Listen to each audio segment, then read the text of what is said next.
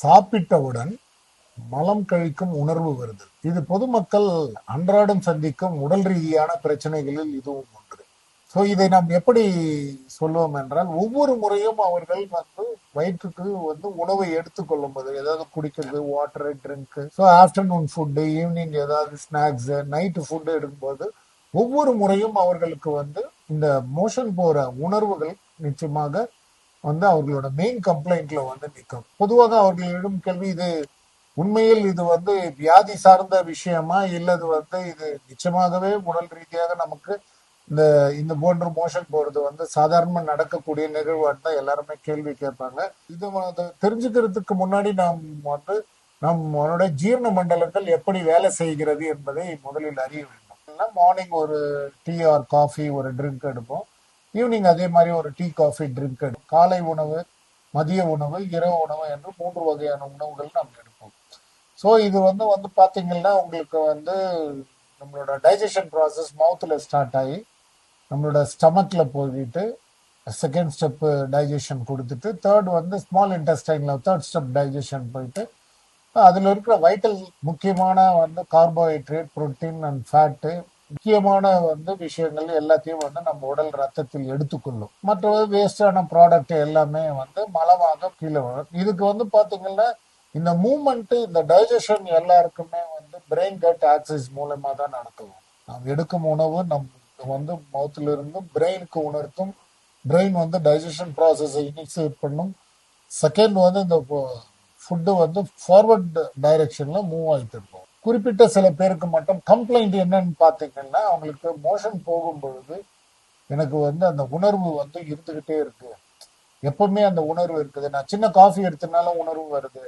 நான் ஆஃபீஸ் போறேன், ஸ்கூல் போறேன், நான் இந்த மாதிரி ஜாப்காக நான் போகும் பொழுது எனக்கு மதிய உணவு வெளியில் எடுக்கும் போது இது போன்ற உணர்வு, சாப்பிட்ட உடனே நான் டாய்லெட் நோக்கி போக வேண்டிய பிரச்சனை வருது அப்படின்னு பொதுவாக கம்ப்ளைண்ட் பண்ணும்போது பிரச்சனைகள் எனக்கு அதிகமாக உள்ளது, இதை நான் எப்படி நிவர்த்தி செய்து, உண்மையாக பிரச்சனை தான் என்று பொதுவாக மருத்துவர்களிடம் வைக்கப்படும் கேள்விகள்.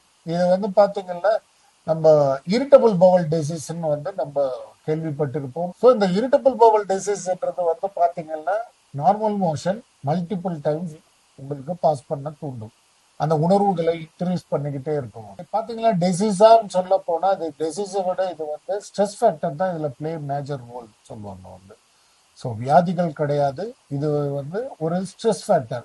நைட்டெல்லாம் சரியா தூங்கி இருக்க மாட்டீங்க, எக்ஸாம் டென்ஷன், ஒவ்வொரு டென்ஷனான விஷயத்துக்கும், ஒரு மேரேஜ் கண்டக்ட் பண்ணிருப்பீங்க, இல்ல ஒரு வீடு ஏதாவது கட்டிட்டு இருப்பீங்க, முக்கியமான விஷயம் ஒரு ஃபங்க்ஷன் ஏதாவது நடத்திட்டு இருப்பீங்க, ஸ்கூல் எக்ஸாம் போற சில்ட்ரன்ஸ், காலேஜ் ஸ்டூடெண்ட்ஸ், இது போன்ற ஒரு ஆக்டிவிட்டிஸ்ல ஈடுபடும் பொழுது அவங்களுக்கு உண்டான ஸ்ட்ரெஸ் ஃபேக்டர் பாடியில இருந்து நிறைய ரிலீஸ் ஆகும் பொழுது இது போன்ற உணர்வுகள் அவங்களுக்கு மோஷன் போகின்ற உணர்வுகள் நிச்சயமாக அவர்களுக்கு கொடுக்கும்.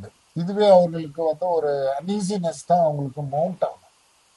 ஸோ என்னடா இது, சாப்பிட்ட உடனே வெளியில போகுது மோஷன், சாப்பிட்ட உடனே போகுது, இது உடம்புல நம்மளுக்கு பலகீனத்தை ஏற்படுத்துமா, இது மாதிரி அடிக்கடிக்க மோஷன் போறோமே, இது உடம்புல இருக்கிற எல்லா சத்துக்களையும் எடுத்துட்டு போயிடுமா, இப்படி போன்ற கேள்விகள் அவர்கள் முன்வைப்பார்கள்.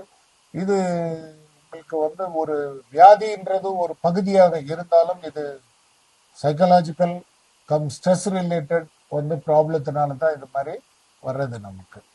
ஸோ இதை நார்மல் நடைமுறையிலேயே மருத்துவம் மாத்திரை மருந்துகள் போன்ற கொடுத்துட்டு அதை சரி பண்றது ஒரு பக்கம் இருந்தாலும், நார்மலா தினம் தினம் நாம் உண்ணும் உணவை மாற்றி அமைத்தல், நம்மளோட ஸ்ட்ரெஸ்ஸோட ஃபேக்டர்ஸ் எல்லாம் குறைக்கிறது, நம்ம எடுக்கிற ஃபுட்டோட தன்மைகளை மாற்றி அமைக்கிறது ரொம்ப spicy, masala, fry item, oil item எல்லாம் கொஞ்சம் குறைக்கிறது, இது போன்ற வழிமுறைகள் பின்பற்றினா தயிர் முக்கியமான பங்கு வகிக்கும். இந்த தயிர் பாத்தீங்கன்னா அதுல பில்லியன்ஸ் அண்ட் பில்லியன்ஸ் ஆஃப் நல்ல பாக்டீரியாக்கள், அந்த ப்ரீபயோட்டிக் அண்ட் ப்ரோபயோட்டிக் சொல்லுவாங்க, நல்ல பாக்டீரியாக்கள் அந்த தயிர்ல உங்களுக்கு அடங்கி இருக்கும். இயற்கையே நமக்கு நல்ல பாக்டீரியாக்களை இந்த தயிர் மூலயமா கொடுக்கும். அதை தினமும் நம்ம உணவில் உட்கொள்ள வேண்டும். இது போன்று சாப்பிடும் போது நல்ல பாக்டீரியாக்கள் தினம் தினம் உங்களுக்கு கிடைக்கும்.